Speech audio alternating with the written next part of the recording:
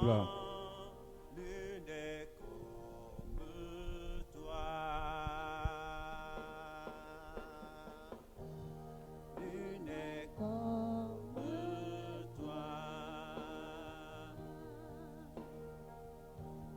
Nul ne peut toucher mon cœur comme toi. Je pourrais chercher éternellement, pourtant nul n'est comme toi. Nul n'est comme toi. Nul n'est comme toi. Nul ne peut toucher. Nul ne peut toucher mon cœur comme toi. Je pourrais chercher éternellement, pourtant nul n'est comme toi. Prosterné devant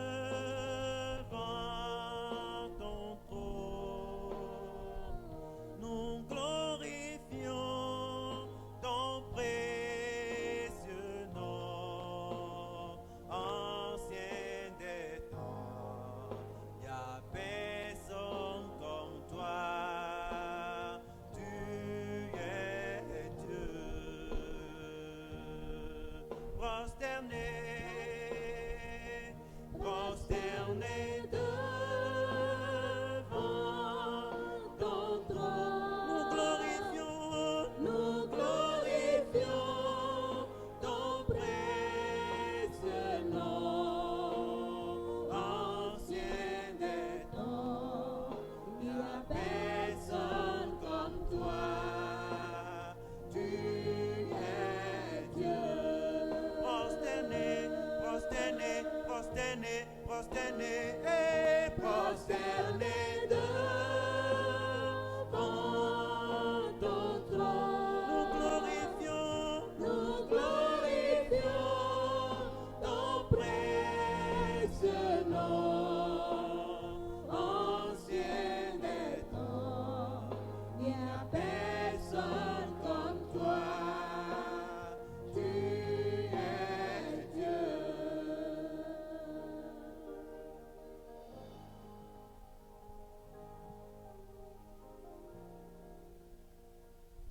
Bonjour chers frères et sœurs, que la paix du Christ soit dans vos maisons au nom de Jésus-Christ. Amen. Nous sommes le premier samedi du mois de mai et nous sommes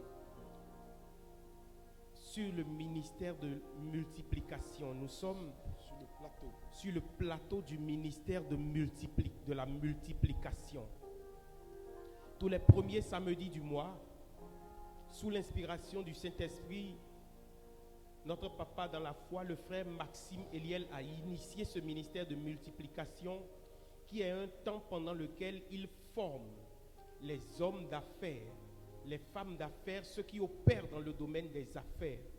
Alors en ce matin, avant toute chose, je voudrais dire merci à Dieu pour la grâce qu'il me fait d'être sur ce plateau et je voudrais bénir le Seigneur pour la vie de son serviteur, notre papa dans la foi, mon papa, le frère Maxime Eliel, que Dieu le bénisse et qu'il le visite et le fortifie dans sa grâce.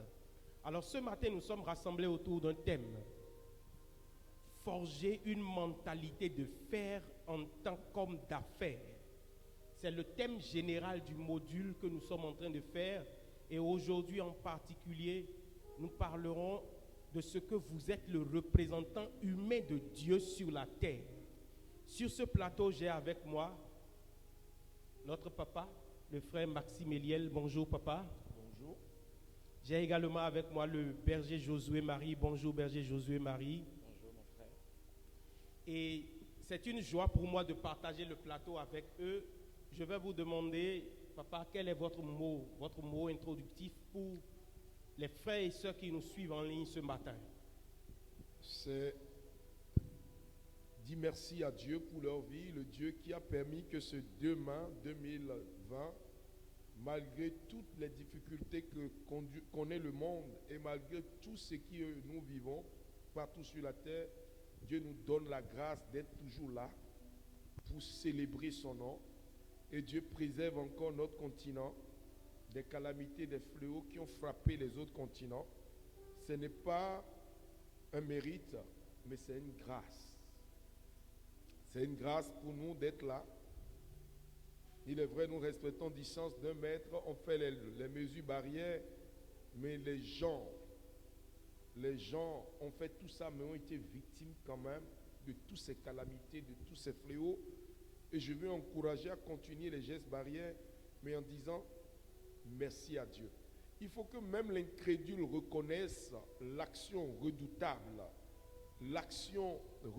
de Dieu au cœur de ce phénomène que nous vivons, et principalement les hommes d'affaires avec qui nous nous retrouvons tous les premiers samedis du mois pour développer des thèmes autour des affaires, comment implanter des affaires solides et durables.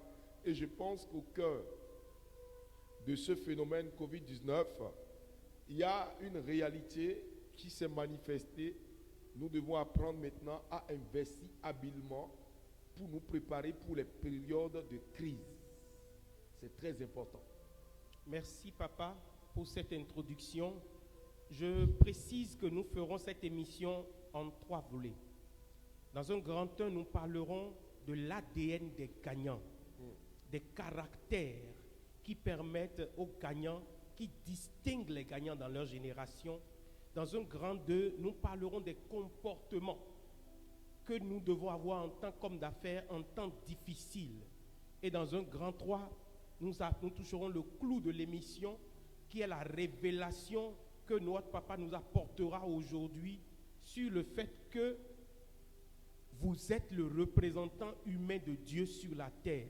Alors sans plus tarder, je vais aller vers le berger Josué Marie qui va nous parler ce matin. Bien entendu, notre papa fera ses apports au fur et à mesure de ce qu'est l'ADN des gagnants, des caractères qui doivent être le prototype d'un homme d'affaires, le prototype de quelqu'un qui veut se distinguer dans sa génération. Qu'est-ce qu'il doit transporter à l'intérieur de lui pour pouvoir faire l'impact? Merci, frère Arnaud. Je veux rendre grâce à Dieu pour la vie de son serviteur qui nous donne, le frère Maximilien, qui nous donne l'opportunité. C'est une grâce, c'est un privilège donc d'échanger sur ce plateau des hommes d'affaires. Et donc c'est une grâce pour moi d'échanger avec vous en ce matin donc de ces caractères, de certains traits qui doivent caractériser quelqu'un qui est en marche vers la prospérité. Parce que la prospérité est un résultat. La santé est un résultat. Le bien-être est un résultat. C'est des fruits qui viennent donc d'une racine. Et lorsque nous remarquons les fruits que nous portons, si ce n'est pas des fruits de prospérité, si ce n'est pas des fruits de bien-être, de bonne santé dans tous les domaines de notre vie, si ce n'est pas ainsi, ça ne voudra pas dire que c'est aux fruits qu'il faut s'attaquer. Il faudra s'attaquer aux racines. Et lorsqu'on parle de racines, on parle d'ADN. L'ADN est la racine de l'homme. L'ADN est la racine de laquelle surgit les caractères extérieurs qui vont caractériser quelqu'un qui est en marche vers la prospérité. Voilà pourquoi il est important, et donc pour ça je vais partager avec vous, voilà pourquoi donc il est important de connaître, de faire un cliché de ces racines, de faire une recherche sur quels sont les fruits que je porte. Ces fruits que je porte sont-ils dignes de fils de Dieu que je suis? Si la réponse est non, alors je m'attaque à ma racine.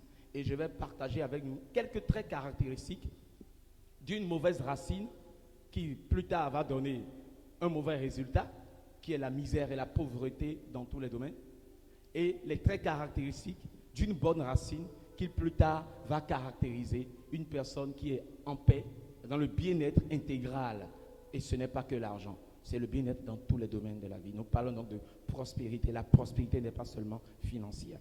Alors le premier point que je veux partager avec vous, c'est celui duquel une personne qui est prospère, qui sait qu'elle est prospère, elle crée sa vie. Elle ne subit pas sa vie. C'est le premier point.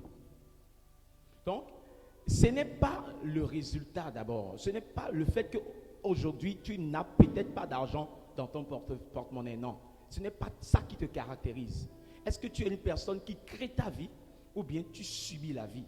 Est-ce que tu es une personne qui est dépendante? Tu es dépendante des autres ou bien tu crées tes situations? Donc, une personne prospère, elle crée sa vie. C'est vrai, nous sommes en Dieu et nous donnons toute la gloire au Saint-Esprit. Mais le Saint-Esprit nous a donné la grâce, la puissance, la capacité de créer nos opportunités en temps de crise. Donc, une personne prospère, elle crée sa vie. C'est le premier caractère. Le deuxième que je veux partager avec vous, c'est celui selon lequel une personne prospère joue pour gagner. Tandis qu'une personne qui n'est pas prospère joue pour perdre, pour ne pas perdre. C'est juste un mot, un jeu de mots. Je joue pour gagner, j'investis mon argent pour gagner. Je n'ai pas peur. Je ne suis pas caractérisé par la peur. En ces temps de crise, par exemple, si j'investis dans les masques, si j'investis dans les gels hydroalcooliques, ou si j'investis dans telle ou telle autre activité qui serait intéressante pour cette période de crise que nous traversons, et entre parenthèses, la crise est une opportunité. Donc, une personne prospère investit pour gagner et non pour ne pas perdre. Qu'est-ce qui caractérise ta pensée actuellement? Tu as une petite somme d'argent, tu veux investir. Veux-tu investir avec la peur de perdre? Tu vas perdre. Et c'est pour cela que lorsqu'un homme d'affaires investit son argent, il n'est pas caractérisé par la peur. Lorsque tu investis ton argent, tu sais d'avance que cet argent peut te rapporter comme peut ne pas te rapporter. Donc, cela te permet de ne pas être conduit par la peur. Il faut, en tant qu'homme d'affaires, il faut mourir à l'argent avant de prospérer. Donc, lorsque j'investis mon argent, bien sûr, un risque calculé comme notre papa nous l'apprend souvent, un risque calculé, mais lorsque j'investis, bien sûr, je m'attends au meilleur, mais je ne dois pas avoir la peur de perdre. La peur de perdre m'amènera à perdre. Nous n'allons pas tout dire aujourd'hui. Nous allons juste partager 5. Il y en a 17. Je crois qu'à l'émission prochaine, nous allons continuer. On continuera dessus. Alors, si j'ai bien compris et que je résume ce que tu viens de dire, c'est que, en fait, celui qui est prospère n'aborde pas une affaire en craignant l'échec. Il n'aborde pas une affaire à partir de la peur et il n'aborde pas l'affaire en ne voulant pas perdre. Parce que l'une des choses que j'ai tirées de ce que tu viens de dire, c'est que celui qui ne veut pas perdre peut faire match nul. Exact. Alors que celui qui est en Christ et qui commence une affaire doit rentrer d'office dedans avec la mentalité que lui, il est arrivé pour gagner. C'est-à-dire, au terme de son match, il doit y avoir un gain, un apport supplémentaire. Ça veut dire que la première clé de ce matin, ce que vous devez transporter dans votre ADN, c'est que vous excluez l'option de la stagnation et que vous excluez l'option de l'échec. On va continuer. Je voudrais bien qu'on aille jusqu'à 5 de ces caractères. On vient d'en décortiquer 2. Je vais te demander de nous donner encore 3. D'accord, merci. Je vais continuer. Le troisième, c'est qu'une personne, ici j'ai mis une personne riche, mais je préfère utiliser le terme de prospère, comme notre père l'a dit dans le document que je vous conseille vivement, le retour au centuple, la prospérité. Donc une personne prospère est engagée à être prospère. Tandis qu'une personne qui n'est pas prospère, une personne qui a une mentalité de pauvreté, veut être prospère. Il faut reprendre. Une personne qui est prospère dans sa façon, dans son âme, est engagée à l'être pour certaines raisons, comme je vais dire tout de suite. Tandis qu'une personne qui déjà, lorsque je le vois marcher, je sais que cette personne veut juste ce que les riches ont. Beaucoup de personnes veulent de l'argent, veulent des belles voitures, veulent seulement. Ils veulent ce que les riches ont, mais ils ne sont pas engagés à le devenir. Pourquoi je suis engagé à être prospère? Parce que des millions de personnes seront heureuses grâce à moi. Pourquoi je suis engagé à être prospère? Parce que c'est profitable pour l'humanité. Pourquoi je suis engagé à être prospère? Parce que je ne veux pas partir de cette terre comme un raté. Je ne peux pas détenir en moi la puissance qui a créé l'univers et finir comme un raté. Voilà pourquoi je me bats afin de décortiquer, de trouver, de chercher, comme nous l'avons lu tout à l'heure. Le Seigneur cache les choses, mais c'est au roi de les chercher, de les sonder, de les trouver. Il dit, vous me cherchez, vous me trouverez. Donc je préfère me battre et trouver le secret qui a fait de Salomon un prospère, qui a fait d'Abraham un prospère, qui a fait de David un prospère, que de chercher plutôt ce qui a fait d'un raté de mon quartier, ce qu'il est devenu.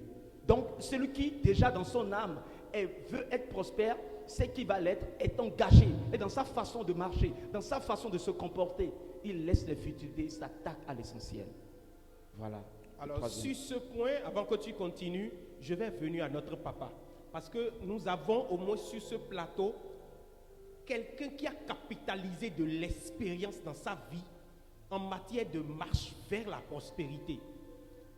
Certaines personnes l'ont peut-être vu il y a quelques années. Nous l'avons connu en cours de route et nous voyons aujourd'hui où il est arrivé. Je vais lui demander de partager avec nous un secret. Parce qu'il a parlé d'engagement. L'un des secrets qui a fait que on peut garder le cap pendant toutes ces années, pendant toutes ces crises et arriver à toucher au but qu'on s'est fixé depuis le départ.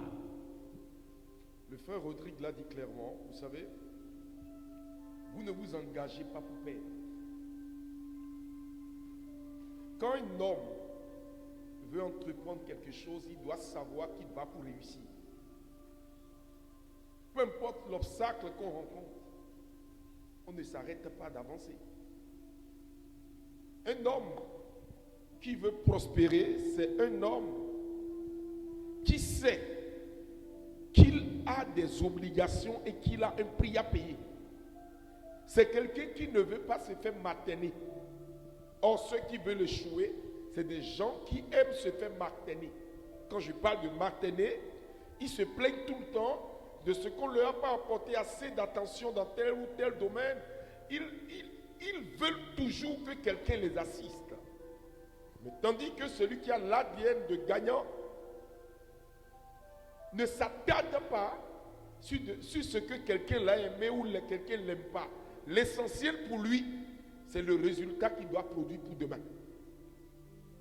Deuxième point, c'est de savoir que tant que vous voulez réussir pour vous, vous échouerez pour vous. Mais tant que vous voulez réussir pour tout le monde, pour que le monde entier puisse en jouir, en profiter des fruits, Dieu s'associera toujours avec vous. Pourquoi? Parce que Dieu s'associe avec ceux qui veulent étendre son royaume. Pas seulement en priant. Et le problème, nous le voyons plutôt dans nos lieux de prière. Vous allez voir les gens venir prier. Je prie, je ne vois rien. Mais quand tu pries, est-ce que tu poses les actes qui suivent la prière? Quand tu pries, est-ce que tu passes toujours ton temps à prier sans projeter quelque chose à l'horizon, sans commencer quelque chose? Ou passes-tu ton temps à regarder ceux qui ont échoué dans le secteur dans lequel tu veux avancer? Si tel est le cas, tu échoueras avec mention très bien. Le troisième point de ce qu'il a dit et qui est déterminant, c'est la loyauté. La fidélité, c'est dans la tête. Mais la loyauté est dans le cœur. Celui qui est loyal avec lui-même et qui veut atteindre un objectif, peu importe ce qu'il vit, il continue d'avancer. Peu importe ce qu'on dit de lui, il continue d'avancer parce qu'il ne s'attarde pas sur ce que les gens disent. Et quand il est focalisé, rien ne peut le détourner de ce pourquoi il s'est levé. Voilà pourquoi vous allez voir, vous commencez avec des personnes et vous pensez que ces personnes vont vous conduire jusqu'au bout. Mais non, ces personnes sont des accessoires d'un temps. Quand ils vont finir leur époque, vous êtes appelés à vous séparer d'eux. Si vous ne vous séparez pas d'eux, c'est que vous allez stagner, vieillir, sans produire du fruit. Parce que les autres, comme ils ne veulent pas produire du fruit, ils vont attendre que vous leur donnez des instructions. Or, ils peuvent apporter une pierre à l'édifice. Mais comme eux-mêmes, c'est des gens qui subissent, ils préfèrent attendre des instructions pour avancer. Voilà. 3 choses. La première chose, c'est a focus mind. Une mentalité focalisée depuis la base sur le fait qu'on est né pour gagner. La deuxième chose, c'est le retournement vers le service on cherche à aider les autres plutôt qu'à, comme tu l'as dit tout à l'heure, posséder ce que les riches possèdent. Et la dernière chose, vous venez de finir dessus, c'est ne jamais relâcher. Je vais revenir sur un point. Vous voyez, il a soulevé un point très important. Quelqu'un veut être comme vous. Il n'est pas vous.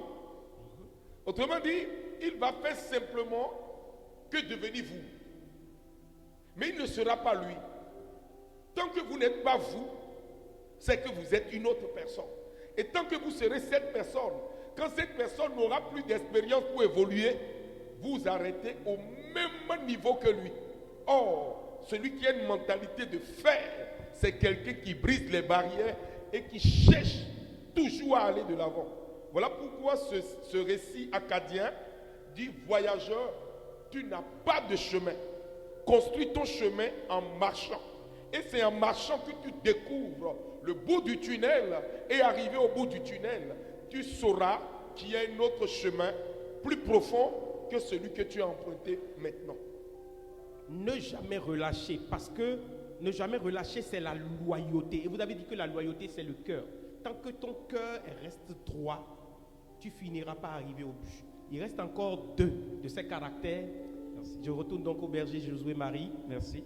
Alors, avant de lire celui-là, je vais juste lire un petit verset qui va en harmonie avec celui-là. Isaïe 40, que le serviteur de Dieu aime beaucoup, le frère Maximilien. Isaïe 40, verset 29. Il donne la force à celui qui est fatigué. Il augmente la vigueur de celui qui tombe en défaillance. Les adolescents se fatiguent et se lassent. Et les jeunes hommes chancellent. Mais ceux qui se confient en l'Éternel renouvellent leur force. Ils prennent le vol comme les aigles. Ils courent et ne se lassent point. Ils marchent et ne se fatiguent point. C'est très important. Et donc ce 4e point, c'est que les personnes prospères comme des aigles voient les choses en grand. Oui, tu peux commencer petit, mais avec une grande vision. Tu commences avec les moyens que tu as, mais avec une vision de l'aigle. Voilà. Tandis que les personnes qui voient petit, les personnes qu'on peut caractériser de pauvres, une mentalité de pauvreté, ces personnes peuvent avoir peut-être un peu d'argent aujourd'hui dans leur compte parce que leur travail leur a permis d'économiser un peu. Mais l'économie que tu as à la banque n'est pas l'image de ta prospérité. Non, la prospérité est émotionnelle. Elle est d'abord dans l'âme et d'une façon d'agir qui plus tard va produire des résultats. Donc tu vois en grand, donc tu ne prends pas donc parce que tu vois petit, tu prends donc ton économie de 10 ans, de 15 ans pour investir toute cette économie dans une entreprise parce que tu n'as vu que cette entreprise-là. Une personne qui voit grand, voit qu'au travers de cette petite entreprise qu'il a commencé, de cette petite caméra, de ce petit appareil photo, il peut devenir une grande. Donc, déjà au départ, il a tracé sa vision de fin. Il a fait la caricature de la fin avant de commencer. C'est très important d'imager ce que nous voulons devenir avant même de nous mettre en marche pour le devenir. La parole le dit très bien. Il dit grave la prophétie, écris-la et affiche-la afin qu'on puisse la lire couramment. C'est très important d'avoir déjà l'image du type de personne qu'on veut devenir, du type d'influence qu'on veut avoir, du type d'impact qu'on veut avoir avant de se mettre à le réaliser. Je me rappelle que parce qu'un système qui m'a métamorphosé, qui m'a transformé, c'est un système qu'on appelle network marketing, le marketing en réseau, qui m'a permis en fait d'apprendre les élémentaires d'un homme d'affaires. Parce que durant ce parcours merveilleux que j'ai eu à faire, que je continue d'ailleurs, j'ai eu à rencontrer des personnes que je ne connaissais pas. J'ai eu à taper à des portes que je ne connaissais pas. J'ai eu à aller dans des environnements que je ne connaissais pas. Et à cause, à des moments donnés, du manque financier, j'ai eu à avoir des réflexions pour élever mes affaires. Et cela m'a permis de frapper à toutes les portes des établissements, toutes les portes des administrations. Et cela m'a donné un caractère que je sais que je l'ai forgé volontairement. Donc, un homme d'affaires voit ce qu'il va devenir. Il est prêt à affronter n'importe quelle personne, n'importe quelle situation, pourvu qu'il ait ce qu'il veut. Et cela forge en toi un caractère très important de l'endurance. Donc, c'était le 4e point. Et le dernier point, c'est le riche admire, une personne prospère, admire les autres riches. Alléluia. Tandis qu'une personne pauvre Il suffit juste que je regarde quelqu'un.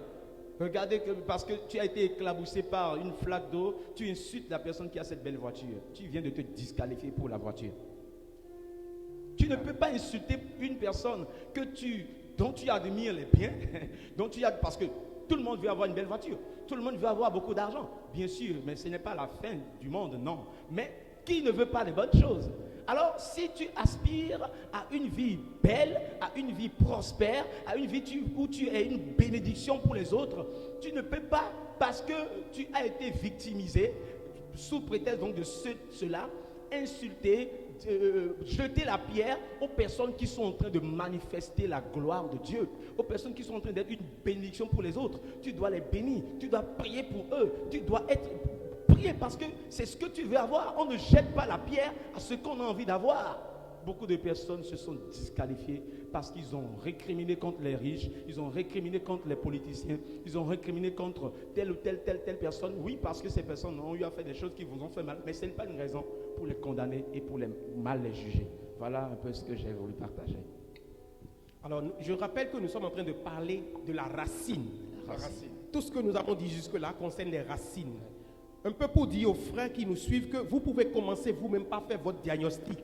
Si dans votre comportement à la superficie, vous constatez que au lieu de bénir Dieu pour la vie des personnes qui ont atteint les objectifs que vous vous êtes fixés, vous constatez que non, vous avez de la jalousie, vous avez du mépris, vous n'hésitez pas à mal parler d'eux, sachez que dans votre ADN, il faut aller corriger cette chose parce que dans votre racine, vous ne transportez pas les rudiments qu'il faut pour devenir prospère. Je ne sais pas si papa veut compléter quelque chose à ce sujet. Vous savez, j'ai dit, je n'aime pas travailler avec les faibles. Ceux qui ont une mentalité de faiblesse, je n'aime pas travailler avec eux. Ceux qui ont la facilité d'emprunter l'argent sans faire d'effort, je ne collabore pas avec eux. C'est des personnes qui sont disqualifiées parce que au premier obstacle, ils sont prêts à aller emprunter de l'argent, à aller se plaindre à côté des gens. C'est des personnes qui n'ont pas d'identité. Une personne qui a du caractère a du plaisir à voir les autres réussir. Il a mis le plus beau miracle pour moi, c'est quand je vois quelqu'un qui au préalable n'avait rien et qui commence par briller. C'est pour moi plus que de l'or. Parce que cette personne a compris comment fonctionne le mécanisme du succès. Et quand vous regardez les constituants du mot prospérité, le P veut dire quoi? Prouver ses talents, produire, provoquer, prémouvoir, prétendre et être. Le R, la richesse, la royauté, la réflexion, au-delà de la réflexion. Mépriser la pauvreté pour que le P de la pauvreté soit englouti par le P du progrès. Quand vous prenez la lettre qui suit, c'est quelle lettre?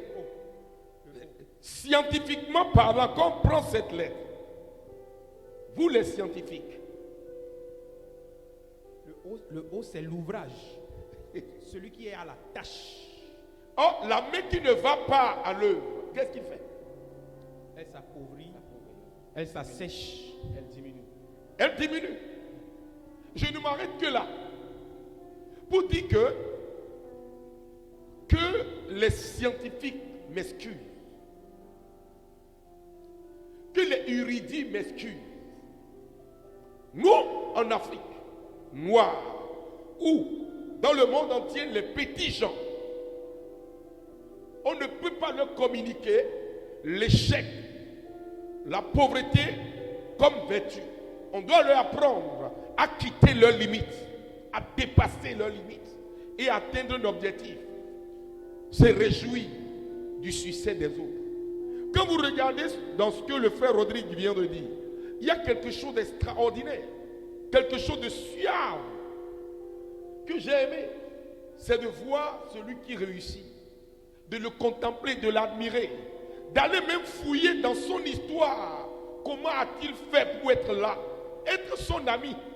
Mais malheureusement, on a appris aux chrétiens à associer tout au diable. A dit que non, c'est forcément parce qu'il a fait alliance avec le diable, c'est parce qu'il est dans une telle secte, c'est parce qu'il appartient à une telle obédience qu'il est en train de réussir. Comme si Dieu n'a pas suffisamment de ressources pour élever n'importe quel de ses fils. Or, quand vous ignorez les maximes de Dieu, vous ignorez les privilèges, et là est d'extension de Dieu. Dieu peut prendre n'importe quel individu et en faire quelqu'un de puissant et de grand. J'en reviens. Oui, je veux juste faire une nuance pour que les gens comprennent que la personne que nous appelons riche, ce n'est pas parce que j'ai parlé de belles voitures et j'ai parlé de politiciens que c'est nos modèles. Non, une personne riche n'est pas liée à ce qu'il a d'abord, mais à sa façon de se comporter. Et je peux assurer qu'il y a des personnes prospères dans ce monde. Il y a des personnes prospères dans ce pays. Il y a des personnes prospères dans cette communauté. Voyez donc, c'est des personnes qui aiment, des personnes qui aident, des personnes qui accompagnent, des personnes qui ont du plaisir à voir les autres réussir. Et même si toi aujourd'hui qui m'entends, tu n'as pas encore le type de prospérité financière que tu recherches et que tu as ces quelques caractères que nous avons cités, je veux t'annoncer une bonne nouvelle. Tu es qualifié pour la prospérité. Ce n'est qu'une question de temps et de persévérance. Voilà. Ce n'est qu'une question de temps et de persévérance. Et cette phrase me rappelle une autre phrase que je tire d'une chanson qu'un jeune de la communauté a composée. Il dit: sachez que quand tout est dur et que c'est vraiment dur, seuls les durs endurent. Ça nous permet d'aborder la deuxième partie de cette émission et qui concerne les comportements en temps difficile. Parce que nous sommes dans une période où on parle de récession économique, où on parle de confinement, où les échanges entre les pays, les vols sont bloqués, il n'y a plus, les transactions économiques ne sont plus fluides et tout le monde parle de diminution de ces chiffres d'affaires. Quels sont donc les comportements qu'il faut avoir en ces temps difficiles? Je vais commencer par notre papa. Vous savez, je dis souvent aux gens, ce phénomène a surpris tout le monde. Et même les experts en développement. Parce qu'on a oublié, on a ignoré un certain nombre de choses. Vous allez voir les gens capitaliser dans beaucoup de choses. Mais on a oublié le secteur alimentaire. Vous savez, l'homme peut être en pleine réception économique, ne peut jamais s'empêcher de manger. Le secteur agricole a été ignoré. Parce que si toutes les usines du monde se ferment, nous allons nous retourner vers quoi? Vers les ressources naturelles. Or, si ces ressources naturelles n'avaient pas été planifiées, n'avaient pas été organisées, alors on ne pourra pas être ce que nous sommes. La science va beau travailler, mais ce qui va tuer les gens ne sera plus la maladie, mais sera ce qu'ils doivent manger. Ils vont manquer de tout et de rien. Voilà pourquoi en tant qu'homme d'affaires, dans cette période dure, on doit être futuriste. Un homme d'affaires qui n'est pas futuriste, un homme d'affaires qui est appelé à ne pas résister au temps. Être futuriste, c'est quoi? C'est anticiper sur les événements. Simuler des événements. Même simuler même sa propre mort, à sa disparition. Quel sera l'état de tout ce qu'il a organisé jusqu'ici? Ceux dont les gens ont le plus peur, c'est de leur mort. Or moi, ma plus grande joie, c'est de travailler pour que même à ma mort, tout continue comme si je n'étais pas là. Exister, ce n'est pas seulement être présent, mais après soi, que l'œuvre construite puisse être perpétuée. Vous comprenez? Deuxième chose, c'est de comprendre quelque chose. On ne peut pas tout engloutir à un seul endroit. Voilà pourquoi il y a un animal que j'aime beaucoup qu'on appelle l'écureuil. J'admire l'écureuil et je passe du temps à l'observer. Même en période de crise, en période de, comment vous appelez, passez-moi le mot, d'hiver, en période de sécheresse, de récession, l'écureuil ne manque jamais de nourriture. Pourquoi? Parce qu'il ne mange pas tout ce qui tombe dans sa main. Il n'a pas que des économies, mais il a des trous. Pas 2 trous, pas 3 trous, pas 4 trous. Il a plusieurs trous dans lesquels il cache beaucoup de choses. Pas des choses de la même espèce, mais des choses variées. Pour qu'il ne se rassasie pas de choses inutiles, mais qu'il se rassasie de choses utiles, qu'il a amassées dans la bonne période, pour qu'en période de récession, il puisse se désaltérer, se délecter. L'écureuil, quand il s'arrête de travailler, quand l'écureuil s'arrête de travailler, il se gave de plaisir et il devient l'animal le plus paresseux. Pourquoi? Parce qu'il suffit qu'il fasse 2 pas, il s'alimente et il conserve sa graisse. Mais l'homme stupide, qui n'observe pas le mouvement de ces animaux, comme la fourmi, ça c'est un autre animal que j'aime bien, qu'on appelle la fourmi, elle passe son temps à amasser diversité de produits qu'il conserve pour les jours mauvais. Et quand vous regardez la cigale, beaucoup de personnes, beaucoup d'hommes d'affaires ressemblent à la cigale. Ils passent leur temps à avoir de belles voitures, à avoir les meilleures femmes, à se gaver du plaisir. Mais quand vient la période de la réception, vous les voyez gratter la tête. Pourquoi? Parce qu'ils n'ont rien prévu pour leur futur. L'argent ne répond pas à tout. L'argent ne peut pas acheter une santé. L'argent, si vous l'avez, et si vous n'avez pas dans votre environnement quelqu'un qui produit de quoi manger, l'argent sera là, mais on ne mange pas l'argent. L'argent aide à acheter ce qu'on mange, mais l'argent n'est pas consommable. On ne mange pas l'argent. Ça, c'est de la sagesse infiniment variée de Dieu. Berger Josué Marie, vous vouliez compléter quelque chose? Oui, je veux rendre grâce à Dieu pour ce partage de son serviteur. Et je veux dire ceci, cette image merveilleuse de Joseph, qui, exactement comme notre papa a partagé tout à l'heure, Joseph, lorsqu'il a montré le rêve, a expliqué, interprété le rêve à Pharaon, Pharaon l'a dit, trouverons-nous un homme comme celui-ci, ayant l'esprit de Dieu? Et Pharaon dit à Joseph, puisque Dieu t'a fait connaître toutes ces choses, il n'y a personne qui soit aussi intelligent et aussi sage que toi. C'est dans Genèse 41, aussi sage que toi, verset 39. Je t'établis sur ma maison, tout mon peuple obéira à tes ordres. Le trône seul m'élèvera au-dessus de toi. Et vous lirez dans Genèse 41, verset 46, on dit, pendant les 7 années de fertilité, la terre rapporta abondamment. Joseph rassembla tous les produits de ces 7 années dans le pays d'Égypte. Il fit des approvisionnements dans les villes, mettant dans l'intérieur de chaque ville des productions des champs d'alentour. Joseph amassa du blé comme le sable de la mer, en quantité si considérable que l'on ne cessa de compter, parce qu'il n'y avait plus de nombre. Il y avait plus de nombre pour compter le blé.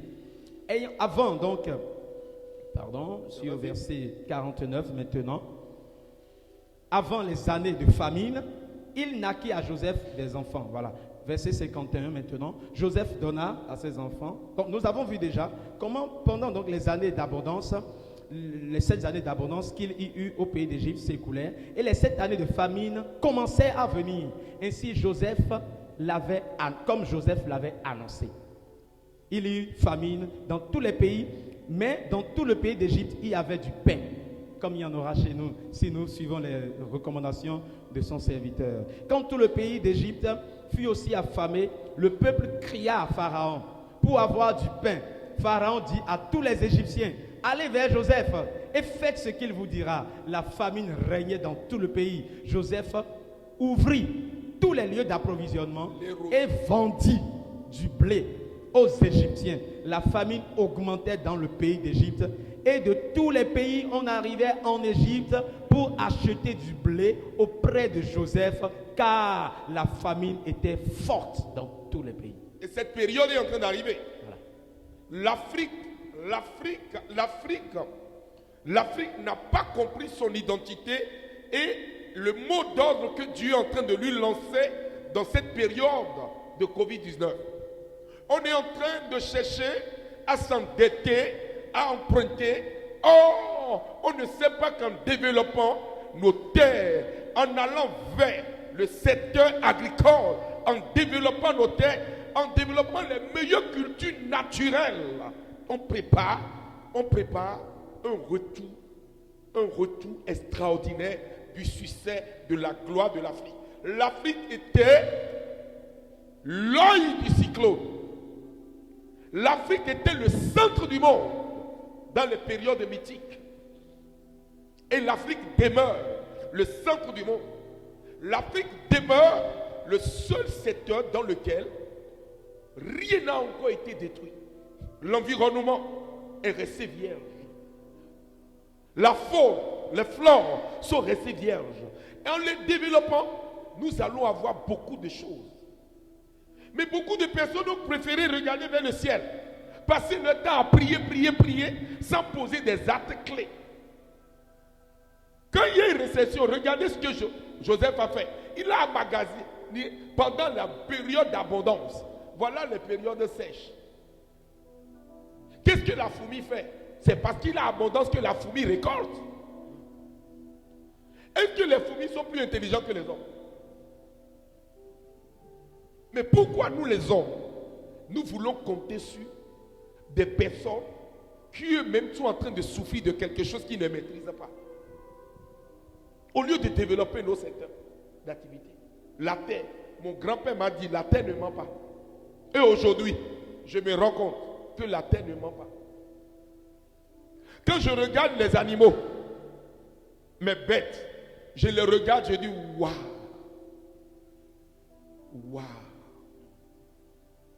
Je m'amuse à aller ramasser dans mes étangs parfois les poissons, les espèces de poissons rares. Parce que je sais qu'à force de les manger, on finira par ne plus en avoir. Et c'est à ce moment précis que vous faites de l'argent. Mais pendant ce temps, les gens font de la pisciculture, mais avec des produits, des poissons génétiquement modifiés.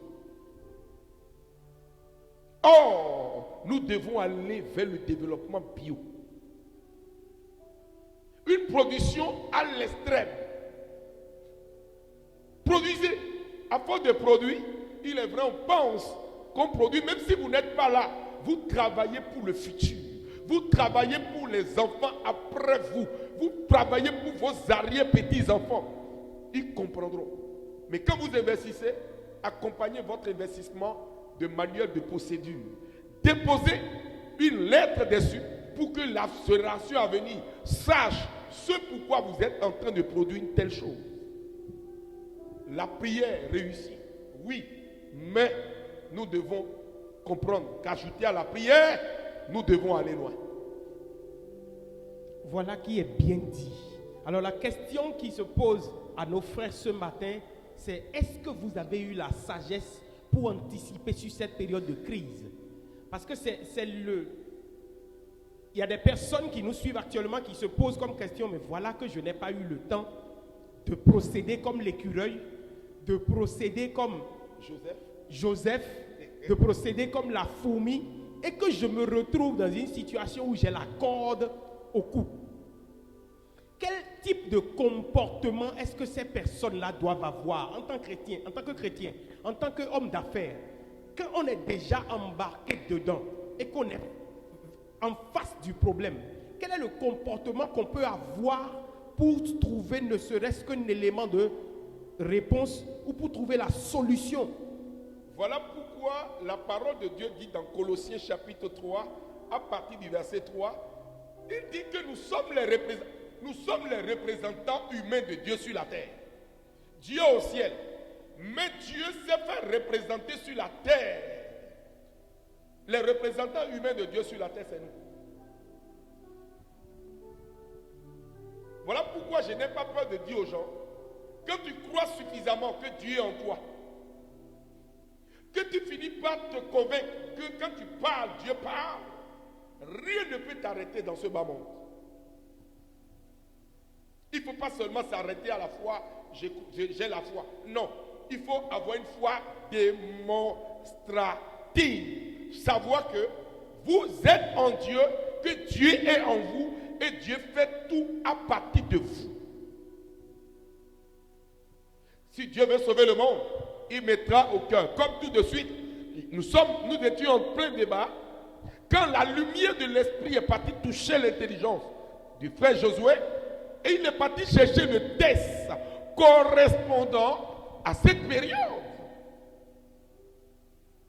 Il y a une complémentarité. Tout le monde ne peut pas s'associer pour aller dans le même sens. Il y aura un problème. Il y aurait un problème. Il y aurait un problème. Le monde est en train de chouer. Pourquoi? Parce qu'on a mis tout le monde dans un schéma religieux caduc qui est en train de prouver ses preuves aujourd'hui. Au lieu de laisser les gens libres pour développer une mentalité de faire. Vous savez, quand vous avez materné un enfant, l'enfant est comme bête. Dépendant. Il ne peut pas dormir sans son père. Il ne peut pas vivre sans son père. Mon papa, maman. Il va pleurer tout le temps. Il faut apprendre dès le berceau à un enfant être dur. Une personne qui a perdu son enfant, ses parents très jeunes, quand vous regardez son comportement, c'est différent de quelqu'un qui a grandi avec ses deux parents. Il grandit plus rapidement. Quand vous voyez les enfants ne pas vouloir quitter la maison familiale, c'est les enfants qui ont été maternés. Quand vous voyez des enfants, tout ce qui lui arrive, il dit si mon père était là, c'est parce qu'il a été materné. Il faut couper le cordon ombilical. Il faut devenir adulte. C'est ce que la religion n'a pas permis à beaucoup de personnes. Quand vous n'êtes pas adulte, vous perdez du temps. Et vous avez du retard dans tout ce que vous faites. Tu veux compléter quelque chose, Berger Josué Marie? Je veux compléter quelque chose par rapport toujours à... Parce qu'il faudrait que nous tirions des leçons de ce qui est en train d'arriver en tant qu'homme d'affaires pour aller loin. Et vu ce que notre papa a développé par rapport au secteur agricole, nous rendons compte, et moi personnellement je me suis dit, mais et s'il arrivait que nous vivions le confinement au Bénin, par exemple, comme c'est vécu en Europe, en France par exemple, et que personne ne pouvait sortir, et que notre État n'a pas les moyens de passer de maison en maison pour nourrir les gens, est-ce que tu es capable, lorsque tes vivres que tu as achetés dans les supermarchés vont finir, tu es capable d'aller dans ton petit champ derrière la maison pour récolter des carottes, pour récolter des choux, et pour t'auto-alimenter, t'auto-suffire à la maison, prendre le poisson comme le serviteur l'a dit, prendre du poisson dans ton étang, prendre du lapin ici, prendre des poulets de l'autre côté. Est-ce que tu es capable de t'auto-suffire alimentairement, si le mot existe, à la maison, chez toi? Est-ce que nous pouvons réfléchir à ça? J'ai réfléchi à ça, je me suis dit non, je suis loin de la plaque. Et donc, il faut avoir une réflexion futuriste. Et une autre chose, c'est que le système dans lequel nous avons été éduqués, nous sommes en train de parler de l'ADN. Malheureusement, a déformé beaucoup de gènes de prospérité en nous. Parce que nous avons été éduqués dans un système où il faut faire un certain nombre d'années avoir un travail, commencer par travailler, faire 30 ans et partir. Mais ce système, vous le voyez, constatez avec moi que c'est révolu. Ce système est révolu. Nous devons changer cela. Et donc, cette situation qui est en train de se produire maintenant, où il y a cessation de travail, cessation de lieu de culte, est en train de rendre chacun indépendant. Une situation de crise arrive pour entraîner une modulation, une mutation génétique. Réforme. Oui, Ce système. parce qu'en matière de génétique, il y en a deux. Il y a la génétique originelle qui dit que nous devenons ce qui est en nous. Mais il y a la génétique épigénétique due à l'environnement qui dit que, évidemment, nous devenons les 30% qui sont, parce qu'il y a 100% de l'ADN, il y a 30% qui vont s'exprimer, 60% ne vont pas s'exprimer. Mais les 60% qui ne vont pas s'exprimer, une découverte a été faite qui a montré que c'est au contact de l'environnement et des stress dus à l'environnement que les 60% vont commencer maintenant par s'exprimer. Et donc, c'est à nous maintenant de permettre, à cause de cette pression environnementale, de permettre à notre réflexion au contact de cette crise, de trouver des solutions à la crise afin de pouvoir développer en nous des nouveaux talents, de nouveaux comportements, des nouvelles façons de faire. Je donne l'exemple d'un homme d'affaires américain dont j'ai lu le livre qui dit qu'au début, en tant qu'entrepreneur, volontairement, il a choisi, il avait de l'argent, il pouvait ouvrir son entreprise. Mais comme il a vu qu'il n'avait pas encore toutes les compétences, et même s'il avait beaucoup d'argent, s'il ouvrait cette entreprise, il allait faire faillite. Et d'ailleurs, il a fait faillite. Il a ouvert une entreprise de millions de dollars. Il a fait faillite. Et maintenant, il a compris son erreur. Il ne savait pas vendre. Il ne sait pas aborder les gens. Il ne sait pas communiquer. Il ne sait pas vendre ses produits. Si tu ne sais pas communiquer autour de tes produits, si tu ne peux pas le faire, ce n'est pas la peine d'investir tes millions, même si tu en as. Et donc, volontairement, il a choisi d'aller se mettre sous la pression d'une entreprise et vendre pour l'entreprise. Pas pour gagner de l'argent, mais juste pour avoir l'habileté. Donc, il s'est mis sous une pression, exactement comme la pression de cette maladie. Cette maladie est en train de nous mettre sous une pression.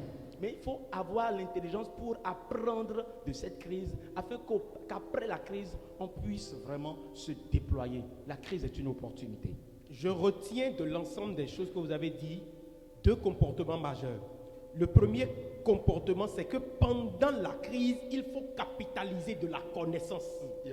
Il faut constater les problèmes qu'on a. Il faut constater les faiblesses qu'on a, les insuffisances qu'on a et apprendre de ces insuffisances.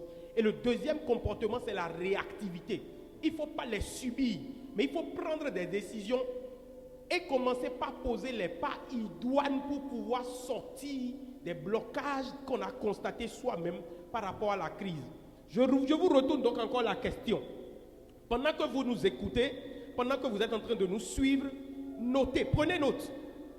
Au fur et à mesure, faites votre diagnostic. Quelles sont mes insuffisances actuellement? Parce que si vous ne notez pas, à la fin de l'émission, vous allez vous poser la question de savoir, mais j'ai pris beaucoup, ces gens-là, ils ont dit quelque chose qui m'a touché, mais en réalité, je constate que dans les jours qui suivent, les réflexions d'avant restent. Or, le but de l'émission, c'est de provoquer en vous, comme l'a dit le berger Josué Marie, par épigénétique, un questionnement qui est capable de vous pousser d'un point A à un point B. C'est-à-dire de commencer par faire naître en vous une mutation dans la pensée. Donc, vous devez prendre note et vous, en même temps, identifier par rapport à quel domaine et quel domaine de ma vie est-ce que je dois réagir pour qu'au sortir de cette crise, on découvre un nouvel homme, de nouvelles opportunités, une nouvelle vision, plutôt que de retourner à mes anciennes habitudes. Je vais donc continuer et je vais revenir à papa. Vous nous avez parlé de Christ. Il faut prendre conscience que le Christ est en nous. Autrement dit, vous savez ce que je dis? Nous sommes les représentants humains de Dieu sur la terre. Dieu n'a jamais échoué, mais pourquoi l'homme est en train d'échouer? Parce que l'homme refuse d'aller à l'école de Dieu et l'homme se limite dans sa pensée. Pourquoi? À cause de tout ce qu'on a communiqué à l'homme, l'homme a commencé par accepter sa condition. Quand vous finissez par dompter un animal sauvage, à moins qu'on le rééduque, il garde l'instinct de la domestication. Or, le vrai Fils de Dieu C'est celui qui a une relation libre avec Dieu, qui sait qu'il peut aller vers Dieu à tout moment et qu'il peut puiser de Dieu toutes ses ressources. Voilà pourquoi dans le livre de Colossiens, quand vous lisez ce petit passage de Colossiens, que j'ai l'habitude de me délecter, j'ai l'habitude de me délecter avec ce petit passage. Colossiens 3, versets 3 à 4. Car vous êtes morts, Vous êtes morts et votre vie est désormais cachée et votre vie est désormais cachée dans le Christ dans le Christ en Dieu. en Dieu. Quand Dans le le Christ Christ- en Dieu. Quand le Christ sera manifesté, Quand le Christ sera manifesté, lui qui est votre vie, lui qui est votre vie, alors vous aussi, alors vous aussi, vous serez vous manifestés serez manifestés avec lui, avec lui, plein de gloire. plein de gloire. Parce que Dieu, l'intelligence de Dieu en nous ne s'épuise pas. Dieu a plusieurs atouts dans son sac. Et dans cette période de récession, si vous n'avez pas une mentalité de fer, vous ne pouvez pas avancer. C'est cette période qui va permettre aux gens de faire ce qu'on appelle les mains d'association. Les mains d'association. S'associer. S'associer pour atteindre des objectifs bien précis. Les systèmes économiques de nos nations ont prouvé leurs limites. Si cette récession économique continue, pendant 6 mois, vous allez voir des structures dégringoler. Pourquoi? Parce qu'on s'est attaché à des valeurs. Et c'est ce qui est arrivé dans les temps immémoriaux où l'Afrique s'est endettée. Et ces dettes sont toujours au cou des Africains. Et c'est de ça, c'est ce sujet qu'a attaqué nos présidents par le passé, comme les Blaise, comme les Thomas Sankara plutôt, et ils ont été tués. Imaginez qu'au cours de cette période de récession, l'Afrique s'endette à des milliards d'euros. Nos arrière-petits-enfants vont le payer. Parce que nous n'avons pas développé l'habileté. Nous avons passé tout notre temps à dire que nous sommes chrétiens, nous prions, mais nous ne posons pas d'actes concrets. Nous ne posons pas d'actes concrets. Avant d'être chrétien, il faut savoir que le développement du monde dépend de nous.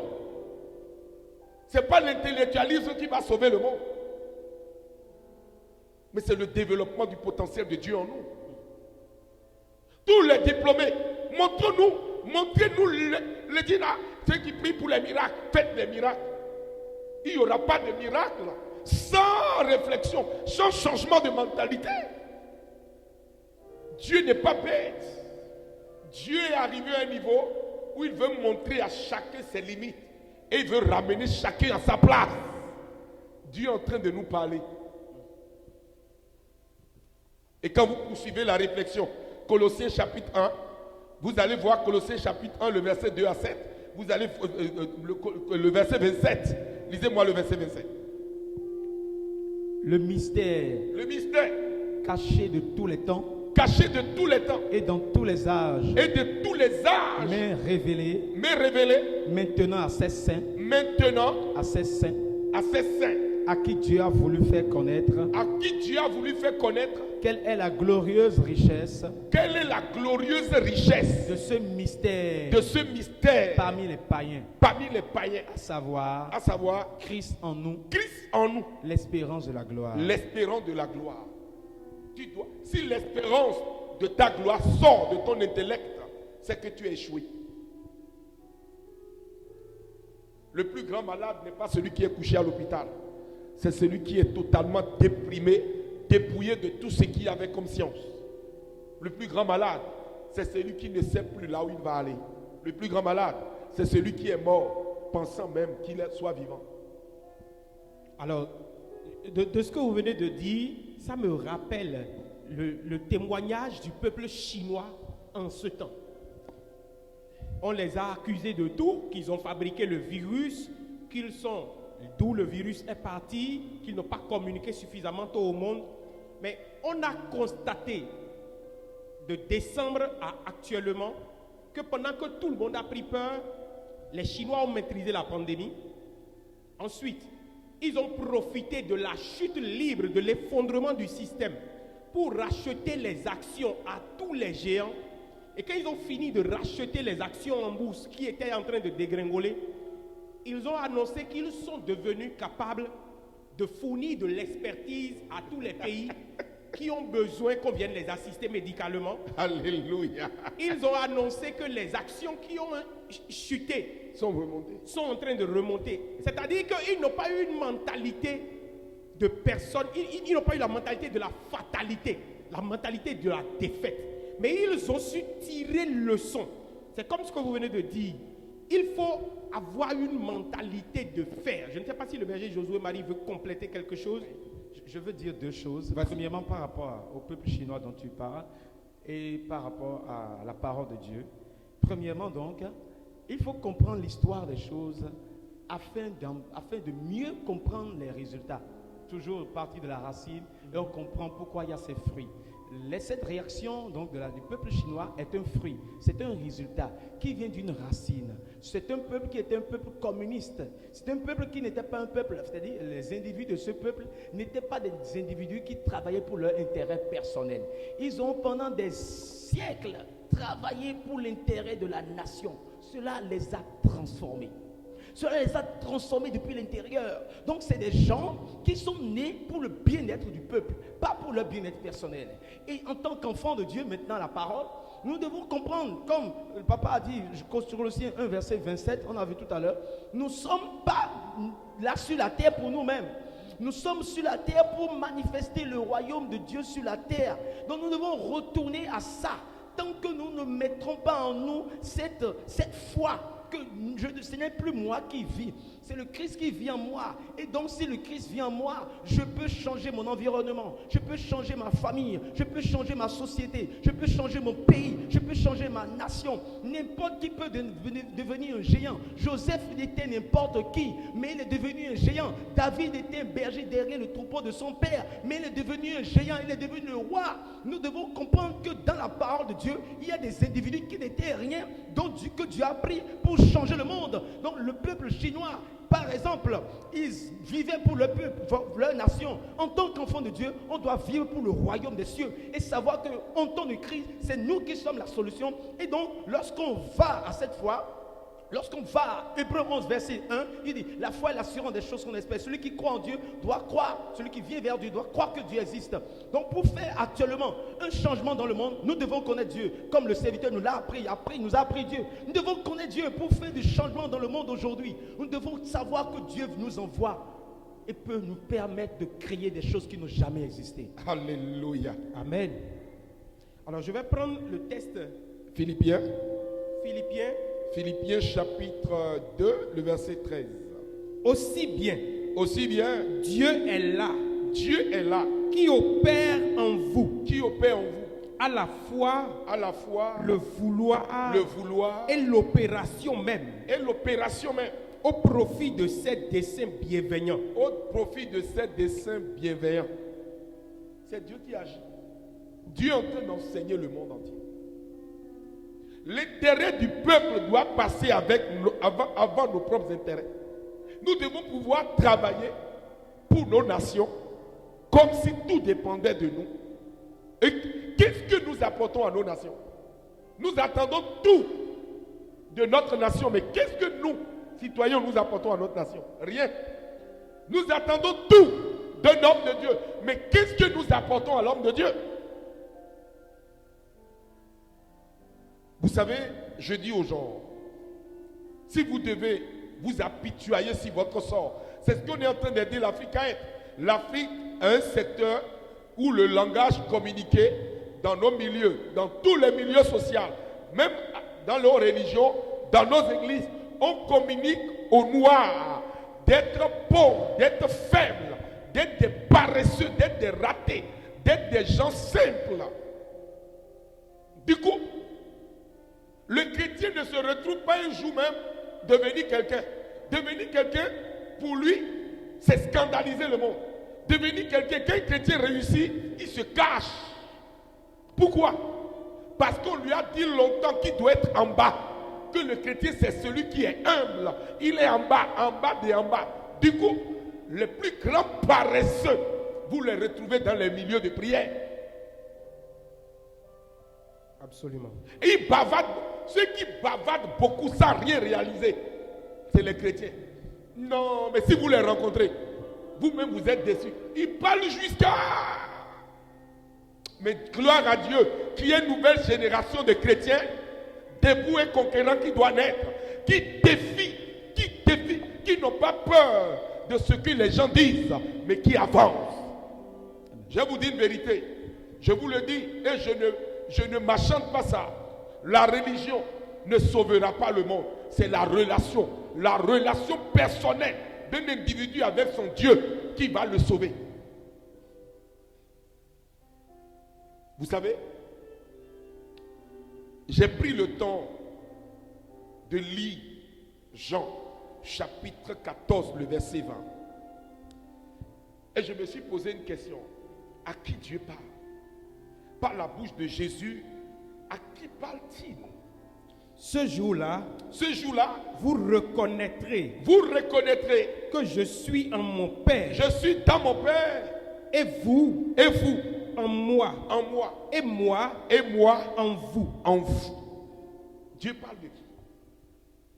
Si nous sommes en Christ, et si Christ est en Dieu, que nous sommes en Christ, c'est que nous pouvons accomplir toutes les formes de choses que Jésus a accomplies. Nous devons avoir tous les résultats que Jésus a eus. Regardez le livre. Il y a un livre, Les hommes les plus heureux sur la terre. C'est écrit par Demo Shakarian. Mais ils étaient venus aux États-Unis avec rien. Ils sont aujourd'hui à la tête d'un empire, le full gospel. Mais pendant ce temps, les chrétiens sont là en train de tourner en rond. Ils ne savent pas qu'avec Dieu, on peut créer des entreprises. Mais on a croisé les bras. Et on veut que tout vienne du ciel. Rien ne descendra du ciel si tu ne te mets pas en mouvement. Dieu veut te bénir, mais Dieu ne te bénira pas sans tes efforts. Amen. Alléluia. Alors, si je comprends bien, je vais revenir à toi tout à l'heure, berger Josué Marie. Si je comprends bien, j'ai compris que le message de papa aujourd'hui s'adresse à une catégorie d'hommes d'affaires, à une catégorie de chrétiens qui ont des forteresses, qui ont des carrés, qui ont des blocages à quitter le mode de raisonnement qu'on leur a inculqué pendant longtemps. Ça fait la 3e fois qu'il revient dessus, de quitter la mentalité de la religion. Parce que tant qu'ils ne vont pas quitter cette mentalité, ils ne vont pas oser pour voir la direction dans laquelle Dieu est en train de les conduire. Parce qu'ils n'entendent que la voix des gens. Ils n'entendent que la voix des gens. Écoutez-moi bien. Il y a un 3e niveau de réveil spirituel qui a commencé.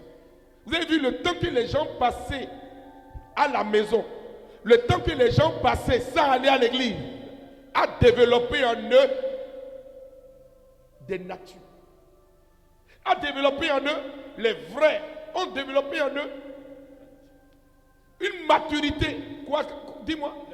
Leur vraie nature. Si vous les retournez à l'église avec vos mêmes discours, ils vont vous claquer la porte. Le chrétien veut réussir. La pauvreté n'a jamais été une valeur et ne sera jamais une valeur. La vraie pauvreté, c'est celui de quelqu'un qui est nanti, qui est assis, qui est heureux, mais qui est simple. C'est ça la pauvreté. La misère n'a aucune valeur. La misère ne va jamais éduquer un enfant. Excusez-moi, le monde est en train d'évoluer. Nous devons évoluer. Nous devons aller de l'avant. Alléluia. Amen. Alors, il nous reste 8 minutes pour finir.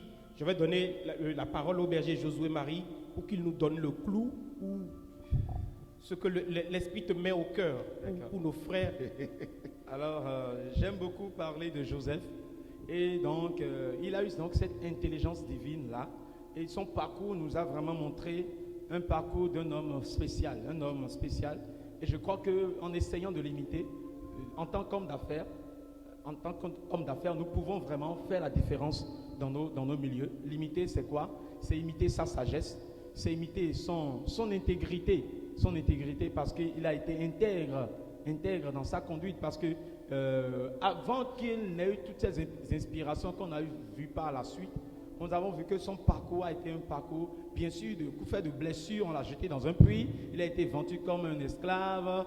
Il a servi avec Potiphar. Donc, c'est le parcours de l'homme d'affaires. Donc, c'est sûr que vous êtes des hommes d'affaires. Vous avez des difficultés dans vos entreprises et tout cela. Le caractère qui est en train de se développer. Et encore, cette crise vient s'ajouter. Et j'ai lu l'autre fois, la crise vient détruire les traditions. Donc, la religion. Une crise n'est pas mauvaise. Une crise vient détruire ce qui est trop traditionnel et qui est fait sans conviction. Désormais, maintenant, on ira à l'église avec conviction. On va faire les affaires avec conviction. Ce sera fait maintenant avec conviction. Pas pour suivre une tradition. Non, la crise est venue détruire la tradition afin que nous puissions exporter l'esprit qui est en nous et faire vraiment les choses de façon convaincue, pas de façon pour imiter quelqu'un. Donc, je disais, nous devons imiter Joseph, imiter donc son intégrité. En tant qu'homme d'affaires, nous devons demander pardon à Dieu. Si nous avons fait des erreurs dans nos finances, nous devons demander pardon à Dieu, reprendre. Et donc, c'est ainsi que Dieu peut nous inspirer maintenant de nouvelles choses. Vous voyez, le parcours dans la maison de Potiphar, la femme de Potiphar qui a forcé Potiphar à coucher avec elle, mais Dieu l'a donné la force de pouvoir être fidèle. L'homme d'affaires sera confronté à des situations où il sera tenté sexuellement. L'homme d'affaires sera confronté à des situations où il va pouvoir être en mesure de détourner sans qu'on ne s'en rende compte. Personne ne saura, personne ne te verra. Voyez donc, et même en prison, il a été le salut pour les prisonniers. Il les a donné beaucoup d'amour. Donc l'homme d'affaires sera dans des circonstances où il aura le pouvoir sur les autres. Joseph au contraire a aidé ses prisonniers à avoir beaucoup. Et donc par la suite, Dieu lui a inspiré maintenant. Donc on peut dire que quand on suit ce processus, Dieu nous inspire. Si au fond de nous, nous avons la vision de Joseph, comme on l'a dit tout à l'heure, la vision de l'aigle, la vision de Joseph, d'être une bénédiction, Dieu va nous inspirer ce qu'il faut à chaque moment pour être la solution pour nos nations, la solution pour notre continent. Nous sommes la solution. Nous devons croire que comme Dieu a inspiré à Joseph une façon de procéder, Dieu va nous inspirer, nous aussi, ce qu'il faut dans notre champ d'activité, dans notre domaine d'affaires. Dieu va forcément t'inspirer ce qu'il faut pour être la solution pour ce monde qui a besoin de solutions, qui a besoin franchement de quitter la peur, de quitter la misère, de quitter la pauvreté. Le monde a besoin de Dieu et nous sommes la solution. Mais on doit se réconcilier avec notre Dieu afin que notre Dieu nous inspire la solution pour ce monde. Voilà. Alors, je vais donc venir à papa. Les hommes d'affaires qui vous suivent ce matin, ils veulent entendre un son de cloche, ils veulent entendre quelque chose venant de vous. Ne vous découragez jamais. N'arrêtez jamais. Personne ne peut vous empêcher d'atteindre les objectifs que vous avez prédéfinis dans votre tête. Marchez dans votre couloir, dans le couloir tracé par Dieu pour vous. Et résistez. Soyez tenaces.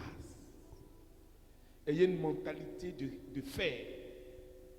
Et n'ayez pas peur d'avancer. Si vous voulez écouter tout ce que les gens diront de vous, vous échouerez. Mais si vous voulez avancer, vous devez avancer. Vous savez ce qui me fait mal? C'est qu'on pense faire, mais on fait très mal parfois. J'avais donné mon tissu à quelqu'un, un tissu que j'ai acheté très cher. Il y a un de mes fils qui a dit qu'il est couturier. Je lui ai remis le tissu. Et je lui ai dit, je porterai ce tissu à telle date. Heureusement que j'avais prévu d'autres choses. Quand il a livré le tissu, l'habit, j'ai porté et je l'ai fait asseoir. Je lui ai dit, tu as vu ça? Je ne pourrai jamais porter ça devant les gens. Ça montre qu'en toi, il n'y a rien de bon. En toi, ce qu'il y a, c'est l'échec que tu vis en toi, que tu transmets au travers de tout ce que tu produis. Tu n'es pas un couturier. Tu n'es ni un coiffeur. Tu n'es ni un menuisier. Ce qui est bon chez toi, c'est de retourner apprendre. Au lieu de dire que tu es, pour retourner apprendre. Ce qu'il y a, c'est que l'homme a refusé d'apprendre, d'aller à l'école de Dieu, mais a décidé d'être son propre école. Il faut aller à l'école de Dieu. Ce n'est pas avoir les diplômes en Dieu le problème. C'est d'aller à l'école de Dieu lui-même et devenir ce que Dieu veut que nous soyons. Vous savez, j'aime les villageois. Les villageois ont gardé leur étape naturelle. Ils analysent les choses avec leur pensée normale. Mais ceux qui ont trop de diplômes finissent par échouer. Ils finissent par échouer. Que Dieu nous bénisse. Amen. Amen. Alors, avant de finir, je Pas rappelle... que les diplômes ne sont pas bons. Hein. Pas pour empêcher les gens d'aller à l'école. Non. Mais avoir une pensée productive, en face des situations que l'on vit et ne pas rester dans la divagation Et intellectuelle. on doit revoir notre système éducatif. Absolument, absolument. Ça, les membres du secteur éducatif n'arrêtent pas d'en parler, n'arrêtent pas de sonner sur la sonnette d'alarme. Il faut adapter l'éducation aux besoins de la nation actuellement. Alors, avant de Tu finir... as vu ce que moi, à mon époque, les mercredis soirs, on allait au champ. Les mercredis, on avait Les coopératives. Au camp, à la caserne au camp, à l'école, camp des eaux, on avait des petits trucs qu'on faisait. Et ça apportait de l'argent. Mais on n'a plus de... On est devenu des zombies. On fabrique des zombies qui finissent par devenir des monstres. Bon. Alors, avant de finir, je rappelle que nous sommes dans une période où l'un des trésors au sujet de la prospérité que vous avez écrit avec notre maman est en promotion. Ouais. Je veux bien en parler aux hommes d'affaires qui nous suivent pour qu'ils aient l'information. Le livre de notre papa, Le Retour au centuple, est actuellement en promotion ici au Bénin. Il coûtait 20 000 francs. Il a été ramené à 10 000 francs. Et vous avez la capacité... Pour 2 semaines. Juste pour 2 semaines. Je crois que nous avons déjà épuisé 3 jours dans les 2 semaines. Vous avez donc environ 12 jours pour vous le procurer. Je crois que le numéro auquel on peut se le procurer, c'est 97 38. C'est le 97 38 98 48. 98 48. Vous appelez, on vous enverra un livreur avec le livre pour pouvoir vous apporter ce que vous avez demandé. Alors on ne finira pas Et par... vous payez le livreur. Vous payez le livreur et vous payez bien entendu le livre. Voilà. Alors on ne peut pas finir, papa, sans que vous adressiez quelques déclarations prophétiques, quelques points de prière aux hommes d'affaires qui nous suivent. Alléluia. Père, je réclame ta faveur sur nos vies. Que ta gloire visite, Seigneur, les secteurs d'activité dans lesquels se trouvent tes enfants. Là où, Seigneur, ils sont bloqués actuellement. Que ta main de puissance les rejoigne. Je prie, Père, pour un renouveau dans leurs finances. Je prie, Père, pour que, Père, tout ce qui touche leurs mains fleurisse. Mets entre leurs mains, Seigneur, le don qui les révélera au monde. Donne-leur la sagesse et l'intelligence, l'habileté. Au nom de Jésus-Christ de Nazareth. Amen. Ne cessez jamais de bénir Dieu, mais à chaque fois, en tant qu'homme d'affaires, vous devez apprendre à payer votre dîme, à faire vos offrandes et être fidèle. Ce n'est pas parce qu'il y a récession économique que tu ne vas pas continuer de payer ta dîme. Il faut toujours payer sa dîme. Et vous verrez comment Dieu bénit. Amen. Alors que Dieu vous bénisse. Merci d'avoir été en notre compagnie. C'était un plaisir, une joie de recevoir ces révélations avec vous. Nous vous laissons dans les soins du Saint-Esprit. Le message que vous venez d'écouter, vous pouvez le réécouter pour pouvoir en tirer toute la substance. Shalom. Bon week-end à vous.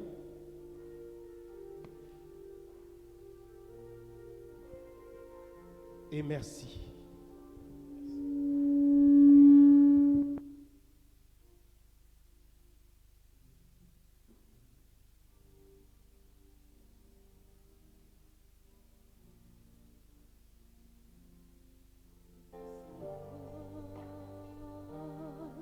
Me donne des peines à avancer. Je sais comme toi. Je suis inébranlable et j'atteindrai la destinée qui brûle en moi. Je sais que par toi, je triompherai.